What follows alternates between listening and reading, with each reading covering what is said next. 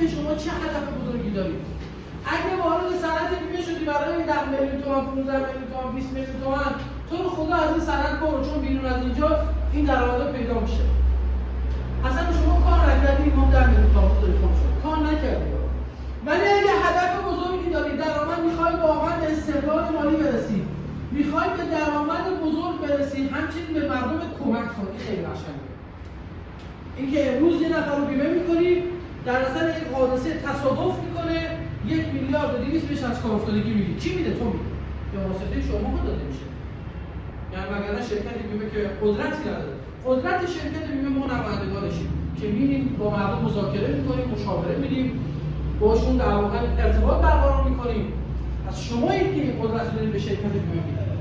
حالا همون شرکت بیمه میگه آقا 20%، 30%، 40%، 60%، 80%، 100%، 120%، 200%، 200% به کارمز میدم. با جمع شدن این بیمه ها